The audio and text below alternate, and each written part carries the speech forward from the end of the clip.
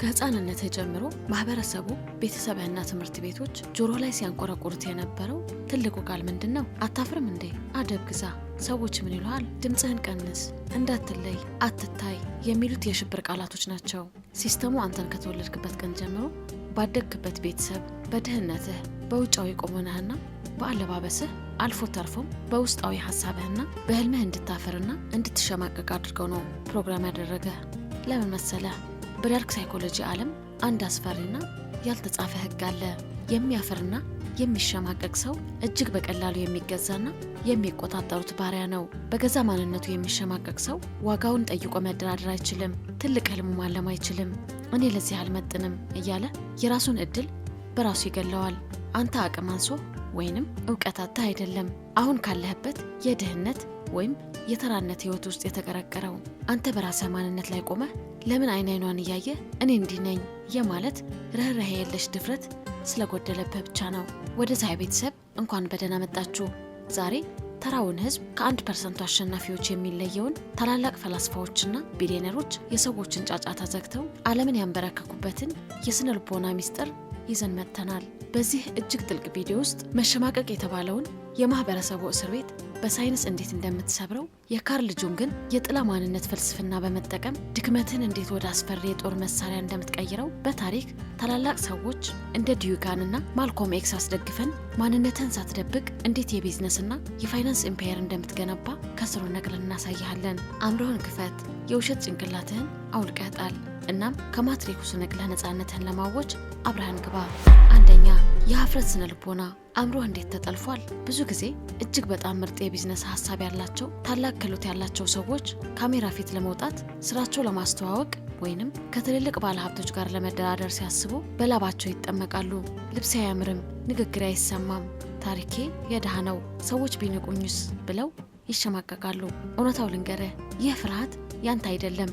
ይህ ማህበረሰቡ በአንተ አእምሮ ውስጥ የጫነው የቫይረስ ፕሮግራም ነው። በነርቭ ሳይንስ ጥናት መሰረት አንድ ሰው በማህበረሰቡ ፊት ሲያፍርና ሲሸማቀቅ አእምሮ ውስጥ የሚበራው የህመም ማዕከል ልክ አንድ ሰው በቢላዋ ሲወጋ ከሚሰማ አካላዊ ህመም ጋር አንድ አይነት ነው። ሲስተሙ አንተ ከመንጋው እንዳትወጣ የሚያስረህ ይህንን የሀፍረት ህመም እንደ ጅራፍ በመጠቀም ነው። ተራው ህዝብ ይህንን ህመም ስለሚፈራ እውነተኛ ማንነቱን ይደብቃል። የሌሎችን ኑሮ ኮፒ ያደርጋል። ውድ ልብስ ተበድሮ ይለብሳል። በውሸት ዶፓሚን ራሱን እያታለለ በማስመሰል ማትሪክስ ውስጥ ታስሮ ይሞታል።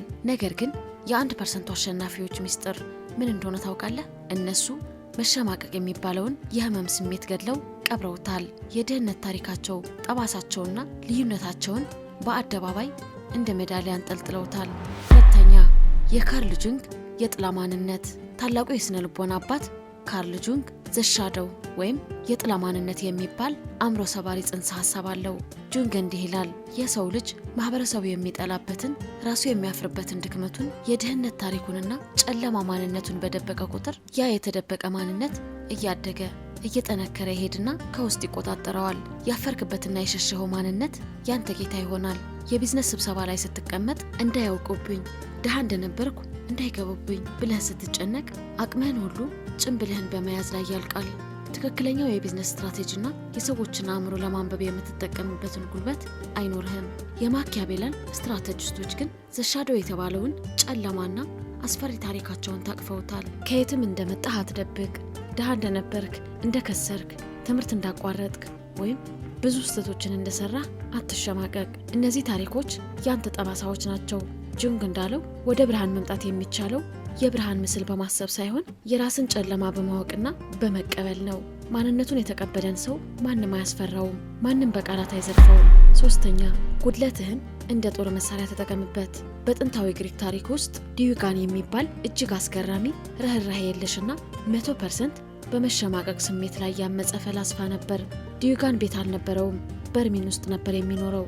ያገኘውን ይለብሳል። ማህበረሰቡ ያወጣውን የክብር ህግ አውቆ ይሰብራል። አንድ ቀን የዓለማችን ግማሽ የገዛውን ታላቁ እስክንድር ይህንን ፈላስፋ ሊያየው መጣ። እስክንድር በወርቅና በታላቅ ሰራዊት ታጅቦ ዲዩጋን ፊት ቆመ። እኔ ታላቁ እስክንድር ነኝ፣ የምትፈልገውን ጠይቀኝ እሰጥሃለሁ አለው። ተራ ሰው ቢሆን በዚህ ግርማ ሞገስ ተሸማቆ ተንበርክኮ ወርቅ ይለምን ነበር። ዲዩጋን ግን እያሞቀው የነበረውን ፀሐይ እስክንድር ስለጋረደበት ቀና ብሎ አዎ የምፈልገው ነገር አለ፣ የጋረድከኝ ፀሐይ ልቀቅልኝ፣ ከፊቴ ዞር በላለው። ታላቁ እስክንድር በዚህ ሰውዬ በራስ መተማመንና ድፍረት በጣም ተደንቆ እስክንድር ባልሆን ኑሮ ዲዩጋንን መሆን እመኝ ነበር ብሎ ተናገረ። ይህ የዳርክ ሳይኮሎጂ ትልቁ ሚስጥር ነው። አንተ በራስ ማንነት ካላፈርክ የዓለም ሀያላን ሳይቀሩ በፊት ይንበረከካሉ። ጉድለት ብለህ የምታስበውን ማህበረሰቡ የሚያሾፉብህን ነገር አምጥተህ ልክ እንደ ብረት ጋሻ አልበሰው። ያኔ ጠላቶችህን ያንን ጉድለት እንደ ጦር መሳሪያ ሊጠቀሙበት ይችላሉ። አዎ እኔ ድሃ ነኝ፣ አዎ እኔ ከገጠር ነው የመጣሁት፣ አዎ እኔ ከስር ያለው ታዲያ ምን ላድርግ ብለህ አይናቸውን ስታያቸው ያዘጋጁትን የስነ ልቦና ጥቃት ገደል ይገባል። አንተ የማይበገር ትሆናለህ።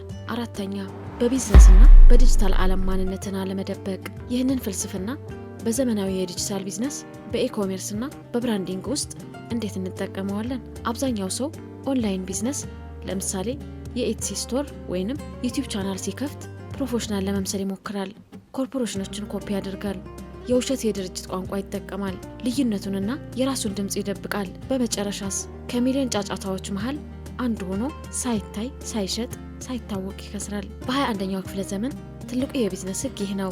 ሁሉንም ሰው ለማስደሰት መሞከር የኪሳራዎች ሁሉ አባት ነው። ትልልቆቹ የዲጂታል 1% አሸናፊዎች በገዛ ማንነታቸው አይሸማቀቁም። እብድ ከሆኑ እብደታቸውን ይሸጣሉ። ጸጥታ የሚወዱ ከሆኑ ጸጥታቸውን ይሸጣሉ። ኢሎን ማስክ እንደ ተራ የኮርፖሬት ማኔጀር አይለብስም፣ አያወራም። እሱ የራሱን እንግዳ ባህሪ እንደ ትልቅ ብራንድ ስለተጠቀመበት ተራ ደንበኞቹን ሳይሆን ለማይከዱት አክራሪ ተከታዮች ምርቱን ይሸጣል። ያንተን ቢዝነስ፣ ያንተ ስቶር፣ ያንተ ዩቲዩብ ቻናል፣ ያንተ ትክክለኛ የጠቆረ ያበደና ያልተለሰለሰ ማንነት ማንጸባረቅ አለብህ። የሚጠላህ ይጥላ፣ መጥፎ ሰው ይበልህ። ነገር ግን አንተን የሚመስሉትና የሚያምኑበት ጥቂት ሰዎች ያንተ የህይወት ዘመን ደንበኞች ይሆናሉ። አምስተኛ እኔ እንዲህ ነኝ የማለት ኃይል። ታላቁ አሜሪካዊ የመብት ታጋይ ማልኮም ኤክስ ወይም ቦክሰኛው መሐመድ አሊ ዓለምን ያንቀጠቀጡት ጥቁረታቸውን፣ ማንነታቸውንና እምነታቸውን ማህበረሰቡ በሚያወጣው ጨዋነት ህግ ውስጥ ለማስገባት ሰበብ ስላላቀረቡ ነው። ሮበርት ግሪን የኃይል ህጎች ላይ እንዳስቀመጠው በፍጹም ለራስህ ተፈጥሮ ለታሪክህና ለማንነትህ ይቅርታ ጠይቅ።